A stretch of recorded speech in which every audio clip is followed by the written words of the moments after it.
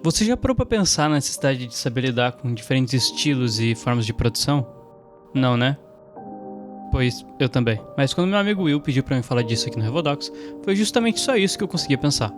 Então, senhoras e senhores, peguem seus pincéis e afiem seus canivetes suíços, porque hoje a gente vai conhecer mais sobre diferentes processos e os papéis deles dentro de um trabalho criativo. Por que é importante saber diferentes formas de lidar com o seu trabalho? Ok, pensa comigo.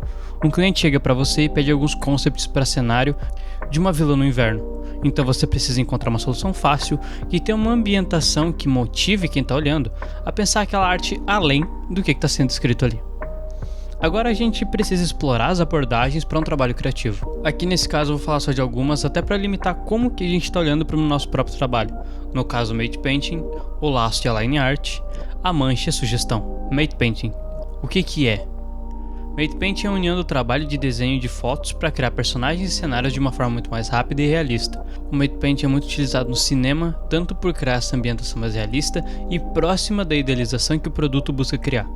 E a gente consegue ver a solução sendo muito bem aplicada no cinema para a criação de um cenário tridimensional, como o trabalho de Dylan Cole, que trabalha em filmes como a saga Senhor dos Anéis e agora é o diretor de arte de novos filmes como o Avatar, mostrando que nessa parte o desenvolvimento artístico é muito maior ao mostrar a versatilidade técnica do artista como um todo.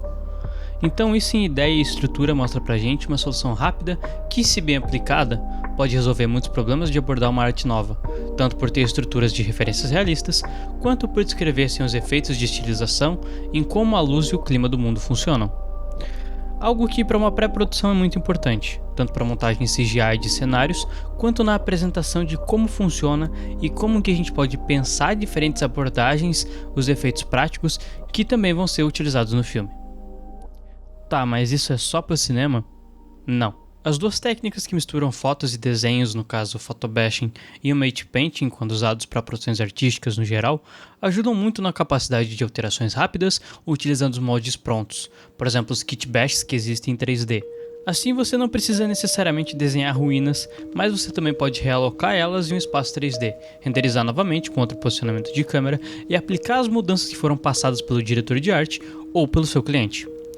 Mas, muito mais do que só uma noção de desenho e fundamentos, você precisa ter um leque vasto de como lidar com aplicativos de edição de imagem, para tratar bem nivelando as cores, valores e também a composição da imagem, mexendo na perspectiva e tamanho dos objetos, algo que quando você fazer uma imagem em nível profissional é bem complicado.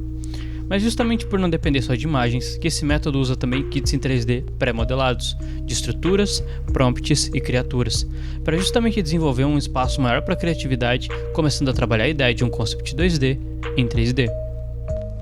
Laço e line art. Você deve estar pensando também por que olhar dessa forma ao analisar um trabalho. Nesse caso, o estilo artístico vai afetar muito a estrutura de organização. No Mate Painting e no Photobashing, geralmente, se mantém as imagens fontes salvas e aplica alteração em cópias ou importações para serem editadas em espaços específicos do projeto, sem mexer ou sem salvar a fonte original. E o trabalho com laço e linhas mais demarcadas vai ter o mesmo princípio. Como eu comentei com meu amigo Will no último desenho dele, o processo foi completamente diferente do que ele geralmente aplica nas produções, mas ele tem um controle muito maior dessa forma. Porque quando a gente define estrutura pelos fundamentos, como perspectiva, valores, cores bases, a gente começa a colocar também guias orientadoras para como que a gente consegue alterar a arte sem mexer na base, como por exemplo mudar a hora do dia, só mexendo na cor, deixando de noite ou pela manhã, para indicar para quem está olhando diferentes formas de como que a população que é imaginada naquele local vai viver e interagir com o mundo, tornando a imaginação algo muito mais possível e as alterações muito mais fáceis. Algo que o processo do Mate Painting pode acabar não tendo por justamente utilizar diversas fontes para solucionar um problema, e que uma alteração pode significar mexer completamente uma estrutura, refazendo ela do zero, para que possa se encaixar no contexto da imagem de uma forma crível, por mais que em estrutura utilize os mesmos fundamentos da arte para chegar em uma solução. Mancha. Agora a gente vai usar a mancha e é uma parte mais complicada e que vai exigir muito mais os fundamentos na hora de lidar com a criação de um concept. Tanto por saber muito bem lidar com a dinâmica de formas, quanto por uma noção de cor e ambientação. Mancha pode sim ser a maneira mais legal, mas também é a mais complicada. Tanto por usar muitos efeitos, filtros e distorções para criar uma leitura abstrata, quanto por não descrever de uma forma concreta os fundamentos que existem por trás da arte. Então, para quem é iniciante, a frustração inicial de tentar criar algo por mancha pode mais afastar o desenvolvimento do trabalho artístico do que ajudar. Mas é aí que está a diferença gigantesca para os dois processos que eu comentei antes. A mancha, quando bem aplicada, seja para criar uma prestação inicial ou para descrever uma estrutura, pode ajudar muito a resolver um problema, de uma forma simples, assim como o Victor Harmachuk e o Stefano Otoa apresentam em seus trabalhos e aulas. No caso do Victor Harmachuk, é justamente uma das melhores demonstrações de como representar uma textura e ambientação, sem necessariamente depender de um refinamento muito trabalhado. E no caso do Otoa, é no desenvolvimento de estruturas abstratas para depois começar a trabalhar uma composição em cima do que ele descreveu. O ponto negativo é que nessa forma de produção você até tem um controle, mas por trabalhar geralmente uma camada, você não tem uma divisão concreta de planos, exigindo mais do artista um conhecimento bem desenvolvido e estruturado.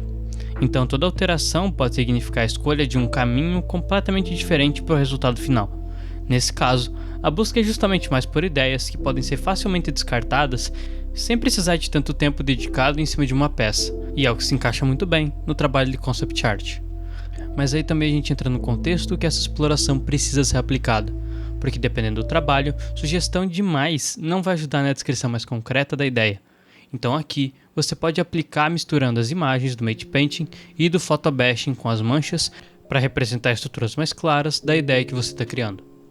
Tudo isso, claro, vai depender da produção e das necessidades de cada concept, porque sugestão demais pode afastar muito a compreensão de uma ideia, deixando ela muito abstrata e aberta, algo que para um filme ou uma grande produção pode não ser uma boa escolha.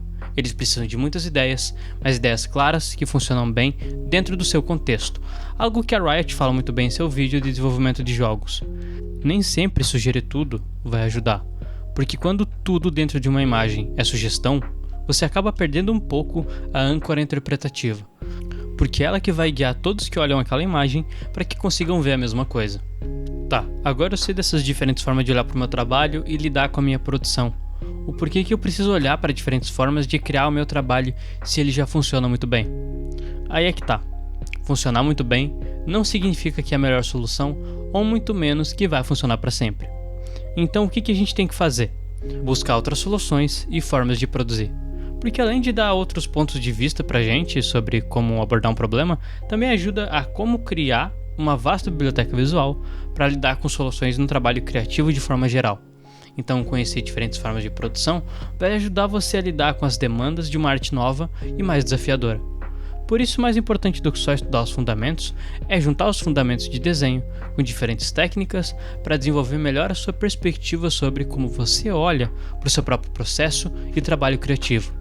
Porque nesse ponto, as técnicas que eu mostrei aqui vão ser só um complemento para uma arte que já está bem pensada nos seus fundamentos.